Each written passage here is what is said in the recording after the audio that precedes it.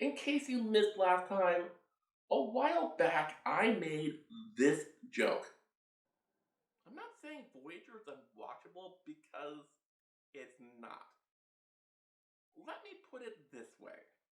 If you went through all 79 episodes of Star Trek the original series and trimmed out all the episodes that weren't just bad, but irredeemable garbage, you would still have 73 episodes left. If you did the same thing with Voyager and just pulled out all the truly great episodes produced over 7 years, you would have enough for one brilliant season of 26 episodes. And because a promise is a promise, I decided to reveal what those episodes are. We left off at more or less the end of Kess's run on the show. Let's continue, shall we?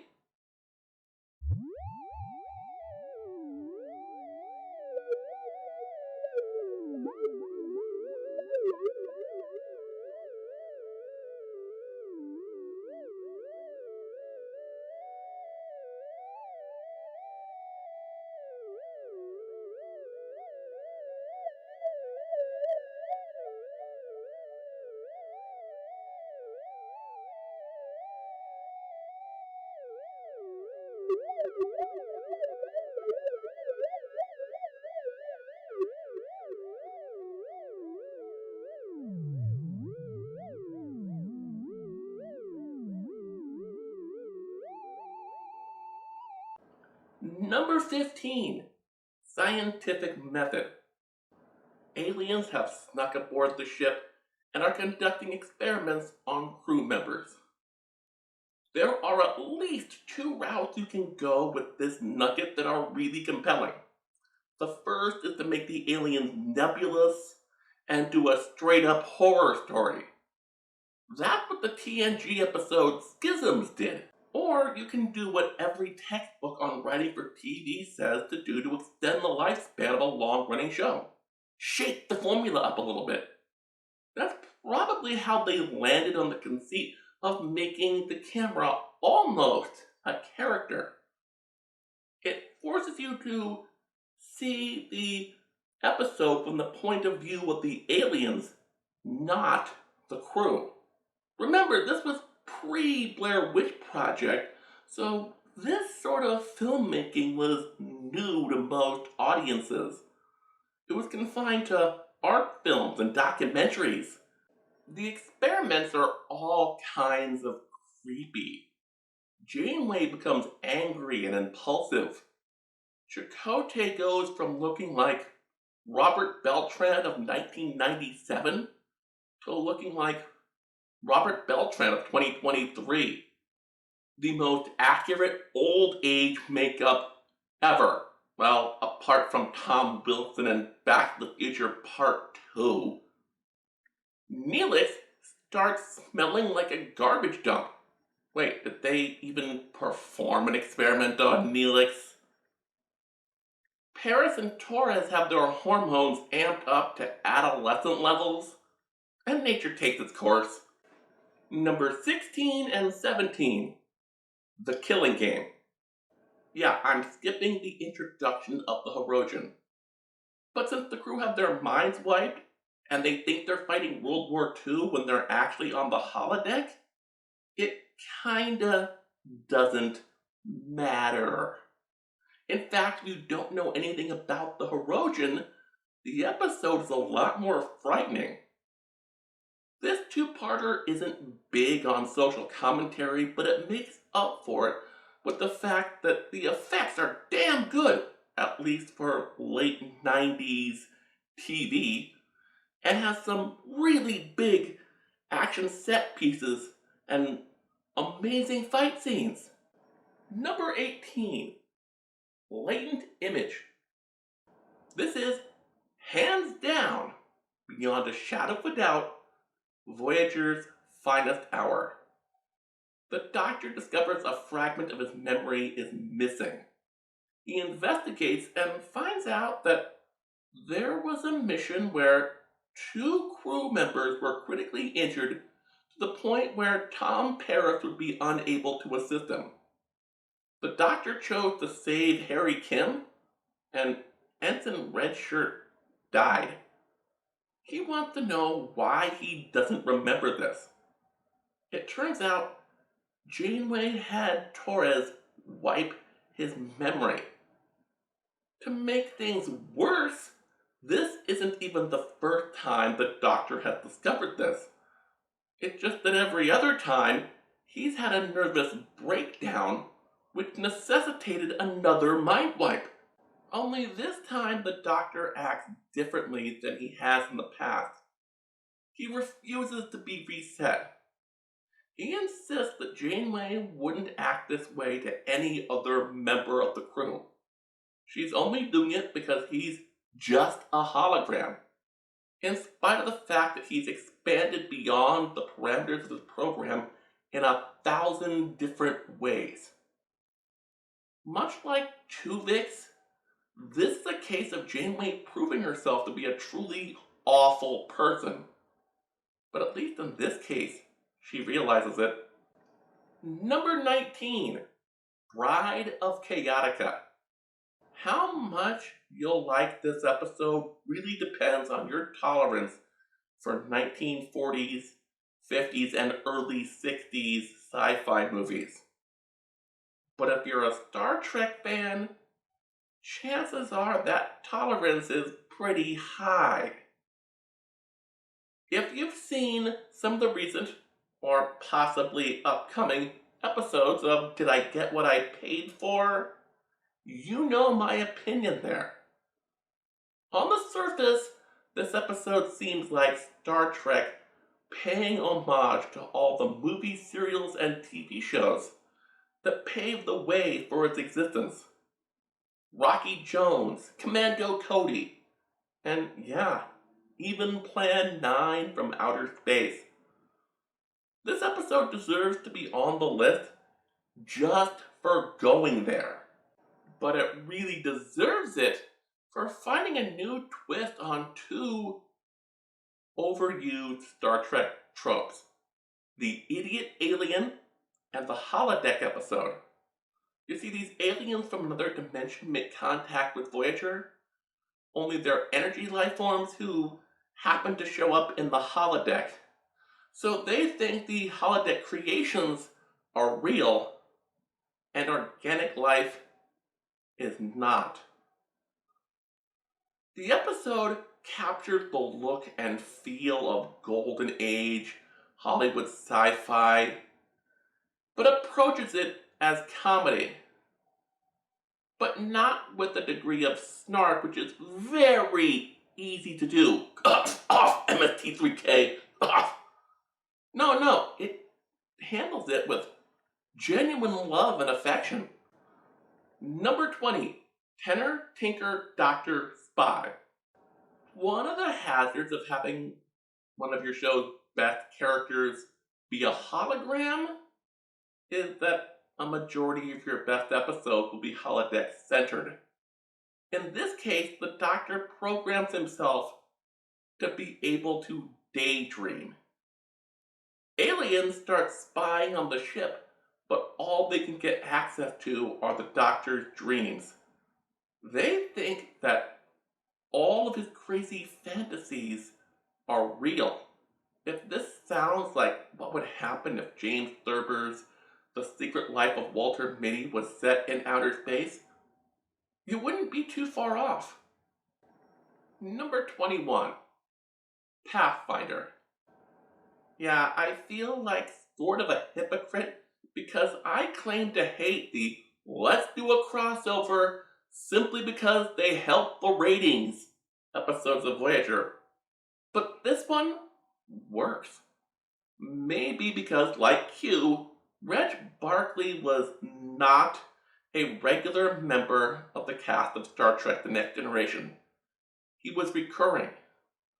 Plus, they had hinted about his involvement in the development of the EMH several times. When Voyager took over the Hirogen Communications Network At the end of The Killing Game, they phoned home. Unbeknownst to them, Starfleet formed a special task force with anyone they could spare with any sort of involvement in the development of the Intrepid class starship. Their mission? To bring Voyager home. Given Barclay's history of holodeck addiction and OCD, I find the idea that he would go as overboard as he does rings true. As for Counselor Troy's involvement, Reg would need some counseling. His case is so severe, it would probably be in his best interest to see someone he's known for years rather than retrain an entirely new therapist. At the end of Star Trek Insurrection, a movie that came out about a week and a half before this episode aired, they said the Enterprise crew was going to be taking quite a bit of downtime, so it's not like she wouldn't be available. What I find really interesting is the relationship that starts to form between Barclay and Admiral Paris of Starfleet Command, and Voyager's crew going forward until the end of the series. To Picard and his former Enterprise crewmates, Barclay is a bit of a joke. To the crew of Voyager, he's part of the family. 22. Memorial. It's sad that this episode is still relevant, maybe more now than it was when it first aired. The basic idea is that members of the crew who were once very close start acting aggressive, if not out and out adversarial towards each other. The Doctor traces the cause to some weird transmission. They trace it to a planet. They beam down and things only get worse. Then they find this degraded telepathic device. This planet's people built it to tell their story of how and why they destroyed themselves. It was supposed to do this only to willing visitors, so that they could see the warning signs of fascism and the pointlessness of hatred. The idea was that if they were forewarned, maybe they could stop it from happening to them. It's an interplanetary Holocaust museum. Realizing how important this was to the people who built it, Voyager fixes it, but builds in a few more fail-safes, so that it will keep running for centuries to come. This is a pretty damn fine episode. Number 23, Lifeline. Yeah, the other big Barclay episode. This time, Dr. Louis Zimmerman, the guy who invented the emergency medical hologram, is dying of a disease very similar to one the Doctor encountered in the Delta Quadrant. So Reg uses the subspace relays as part of a Hail Mary play that would allow Voyager's EMH to make a house call. Only Zimmerman refuses treatment. With help from Counselor Troy and Barclay, the Doctor pieces together why this is and the true fate of the other Mark I EMHs in Starfleet. I don't want to say too much, but it is amazing how very similar but very different Robert Picardo makes the two characters he plays in this episode. Number 24, Inside Man. Few words make Star Trek fans cringe more than Ferengi comic relief episode. Not only that, I've already said how I think TNG crossovers are usually bad for this show, yet somehow I included about half of them anyway. A few cameos and dream sequences aside, this episode completes Voyager's Barclay trilogy. Somehow these Ferengi find out about 7 of 9. They're smart enough to know that neutered Borg tech could be worth a fortune in terms of scientific research. So they create a Barclay hologram to act as a spy. The impersonator tells Voyager's crew, I found a way to utilize the weird gravimetric properties of these two red giant stars to get you home, or at least give you a huge boost. Meanwhile, real Barclay can't get his monthly transmission out. He soon figures out why. It turns out the woman he's been dating is actually a freelance mercenary working for Ferengi intelligence. Oops. Now he has to fix things before his CO finds out and things go wrong. Once he contacts Voyager again, they tell him what happened. He says, no, that wasn't me, but wait a minute, just because these guys are scam artists doesn't mean that their plan won't work. Let me see. No. Yeah, the shield modifications there Barclay gave you are wrong. It'll take hours to fix so you won't die, and you've already started moving. Like I said, the episode is kinda silly, but fun. Number 25, Q2. Do you remember the baby Q from the Q and the Gray? Well, Q did say they'd be back one day. Q realizes his son needs lessons in manners and humility as he once did. Since another old friend, presumably Jean-Luc Picard, is no good with kids, he decides to leave his son with the crew of Voyager for a while. The apple does not fall far from the tree. Meanwhile, Janeway is trying to give Q lessons in basic parenting.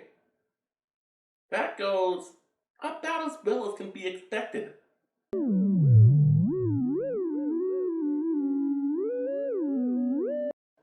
So, given how I'm going mostly in order, how do I end my list of essential episodes of Star Trek Voyager?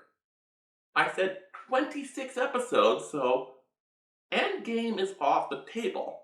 It was a two-parter. So, what do? Author? Nah, that's basically Measure of a Man copyright law edition. In my opinion, Voyager should have ended with this episode. Number 26, Friendship 1. Voyager is still a long way from home. It's not the generations-long mission it would have been when they started, but they're still looking at another 15 to 20 years out there. They're close enough that contact with home is possible. In fact, Starfleet has asked them to look for a probe that was launched centuries ago. It contained a universal message of friendship. Only something wormhole, and they don't want another Voyager situation.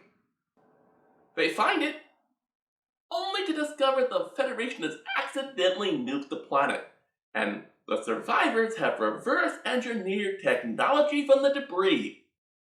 Wait, no, that's a huge Prime Directive problem.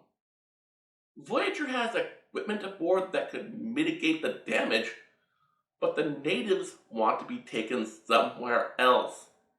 Negotiations break down because you can't fix violating the Prime Directive by violating the Prime Directive. This is one of those episodes without a good solution.